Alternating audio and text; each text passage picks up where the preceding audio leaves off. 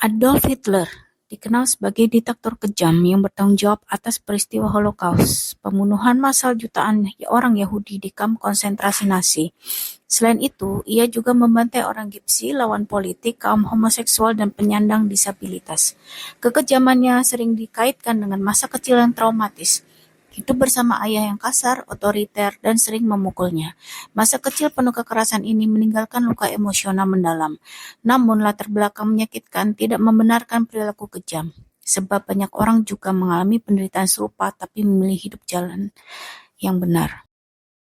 Contohnya adalah Yusuf dalam Alkitab. Ia mengalami kekerasan bukan dari orang tua, melainkan dari saudara-saudaranya sendiri.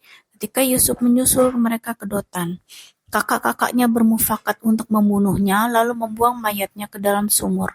Rencana itu dicegah Ruben yang menyarankan agar Yusuf hanya dilemparkan ke sumur tanpa dilukai. Ketika kafilah orang Ismail lewat, Yehuda mengusulkan agar Yusuf dijual sebagai budak, dan akhirnya Yusuf dibawa ke Mesir.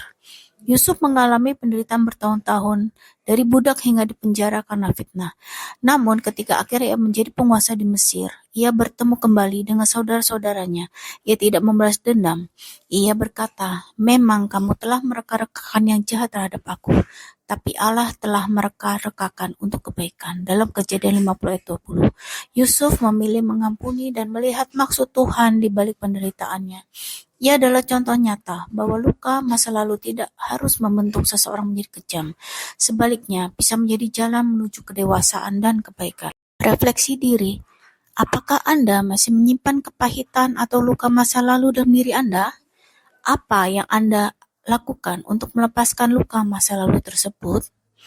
Dalam Efesus 4 ayat 31, segala kepahitan, kegeraman, kemarahan, pertikaian, dan fitnah hendaklah dibuang dari antara kamu. Demikian pula segala kejahatan.